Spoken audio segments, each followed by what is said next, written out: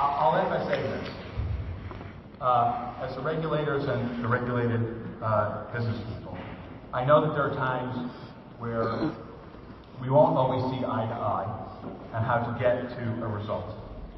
But I am confident that we share the same goal, that you have that goal as well, to keep our communities, our families and friends safe from gun violence while respecting their rights.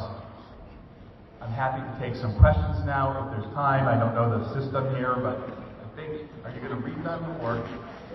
All right, so I'll step aside. All right, so like I said at the beginning, sorry, our director is very tall.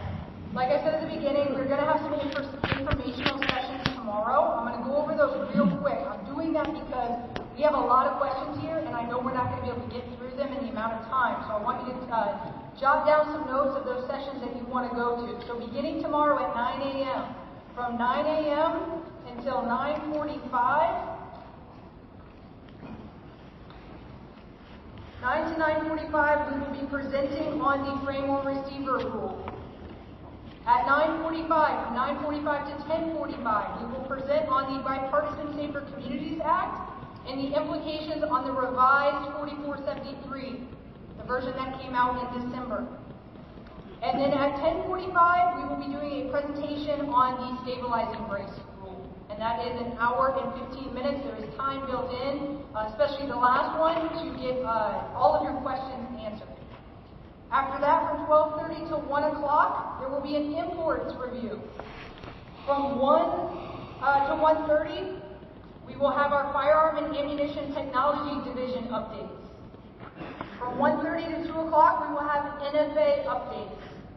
Please keep in mind, if you're looking for NFA updates as they pertain to the stabilizing brace, come to the 10:45 session. And then at 2:30, from 2:30 to 4, we will talk about our comprehensive strategy to reduce gun violence and have a presentation on how to detect and prevent straw purchasing. All right, you have the time, now you need the location. It is in Venetian Level 5, the Palazzo M Conference Room. It seats 100 people, so if you definitely want to be in a session, I would recommend getting there a couple of minutes early. All right, with that being said, let's go ahead and jump into the questions that you all submitted, and I thank you guys for jotting those down so quickly. I know sometimes that can be difficult before you hear the speech.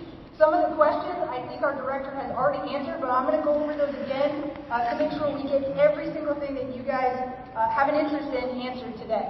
So the first question, sir, are there any recommendations for unsold AR pistol inventory?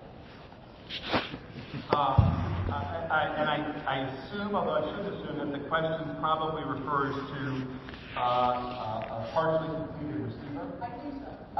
So assuming that it applies to a partially completed receiver, the first thing I would say is to make sure that it's one of the partially completed receivers that you know which category it falls into. Because there have been a series of submissions about partially completed AR receivers, which my understanding is have been classified as firearms. And there are also some that have been not classified as firearms under the Gun Control Act. So number one is make sure, sometimes the public reporting on these things lacks the detail, and that's understandably because newspaper articles and magazine articles often don't have the space. But make sure you know what you have first. And so if it is one of the items that has been classified as an actual firearm under the Gun Control Act, then the reality is that those provisions obviously apply, all the provisions of the Gun Control Act apply. So it would have to be serialized, and background checks would have to be run, for instance, on individuals to whom it was sold. That doesn't mean that you can't sell them. It means that you have to do the things that the Gun Control Act requires. So I think, but please do make sure, because if you have one of the ones that is not classified, you can ask for the things you have if you have a certain number to be classified. You may find out that it's actually not covered by the rule. It really depends on the individual measurements and the actual form of the AR receiver. And I would like, if there are things you want to add to this, feel free to chime in. Okay.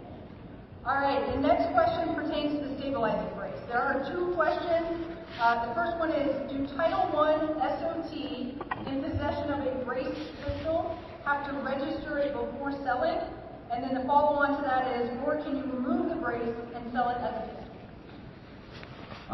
Again, you're going to correct me if I'm wrong. I want to make sure you can remove the brace and sell it as a pistol. So we tried to do things in this rule. Look, I don't want to look backward on the back and forth and all the things that happen. We tried to make this a forward-looking rule and to be fair to individuals out there who have these products.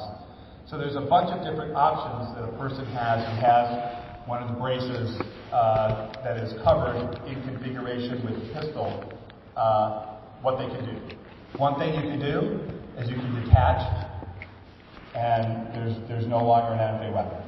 And you can't reattach, right? So you have to do it so that it can't be reattached. But another thing you can do is you can detach, and you can attach it onto a weapon that has a length that won't make it qualify as a short-barreled rifle.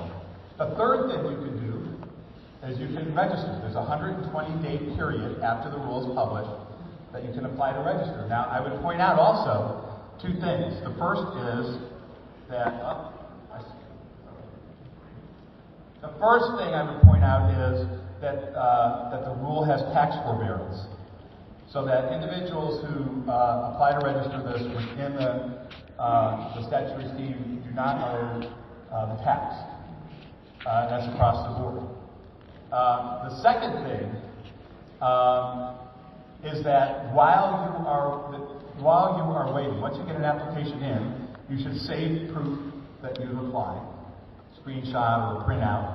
And while you have the application in, while it's sitting on our desk and we're processing it, obviously there's nothing unlawful about your continued possession of that weapon. So we tried to build in options that would make it give people options. So yes, the answer to the second question is you can attach them, not attach them, and you don't have an NFA weapon. All right, a follow-up question on that. How does the stabilizing brace final rule affect disabled shooters who wish to use a pistol and need a brace to do so? Does this not violate the ADA? So again, let me look back for a second. So again, not having been at ATF when a bunch of this happened, others may be able to explain the history better. But originally, there was a product presented to ATF which was focused on the kind of activity mentioned in the question. And then, of course, over time, the types of usage of the braces evolved and changed. And that's one of the things that we're now trying to sort of deal with to make sure that the NFA, the statute's requirements, are properly applied to the products that are out there now. And so, the first question is what you have covered by the test in the rule as is configured with the weapon? So if the answer to that is no, if it's the kind of brace that, under the test of the rule, which has to do with surface area and intention to make the weapon to be shouldered, like a rifle, the answer to that is no, then you don't have an NFA weapon, and you can continue. The answer to that is yes, then the rule applies. Right? So I guess the answer to the question is that the rule applies to the weapon, not to the individual. We're not judging individuals, we're judging the weapons and classifying the weapons. So just the same weapon, no matter who possesses it, is going to either qualify or not qualify. Alright, so the next two questions, I'm going to kind of combine them because they're essentially the same question. It reads, assuming there are currently 500,000 NFA forms processed annually, and assuming 10% of the 3 to 4 million braced firearms in circulation, what will a sudden influx of 300,000 to 400,000 Form 1 annual amnesty registration applications due to overall NFA processing? Right. So,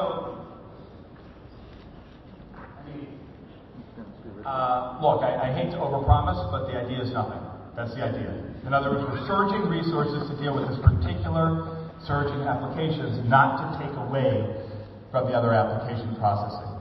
So my anticipation is, my hope is, and hopefully when I come back next year I'll be able to report that the 4-4 numbers will continue, the waiting periods will continue to trend downward from, I think, what everybody would agree was was not a good situation on that. And that's why we're surging resources to both sides, both to the new and the old, so that we can process the new applications and continue to make progress in the backlog that's been a problem for so long. All right, sir, and the last question. If we FFLs are the first line of defense, why are revocations up so drastically? Revocations are up, or at least notices of revocation are up, right? Because right now we're still in the part of the process where people have notices, and there are people who are pursuing their rights to contest those revocations. But I do think it's accurate to say notices of revocations are up. And the reason why is that we have focused on the notion of willful violations that impact public safety and those being subject to revocation, or at least a notice of revocation in certain cases that we've laid out sort of automatically. And so that is part of what I told you here today we are refining. There's a group of those notices of revocation that we have determined are less likely to be willful violations, more likely to be inadvertent violations. And they have to do with 30-day rule. That's based on what we've seen over the last 18 months. So we're refining the process. So that is part of what we'll continue to do. The focus, again, is on willful violations. That's what we were told to do. That's what we're going to try to do. But in implementing the policy, if we were catching cases that weren't, we should be open to looking at that again in certain circumstances, and we're going to do that. Okay, sir, that is all the questions that we have for you. I want to give the subject matter experts a chance to answer some questions as well, since they've been sitting up here patiently. Yes, thank you so much. And most importantly, thank you. What I said is, look, I'm new to the SHOT Show, and I do appreciate you all coming here. I think that dialogue and communication is important, and I'm not naive. I don't think that people are going to agree on everything. But as part of your government, you should have the right to have access to me. You should have the right to communicate with ATF. And, that's my commitment to this group, is to continue to do that. So thank you very much for giving me some of your valuable time in order to speak to you. I really do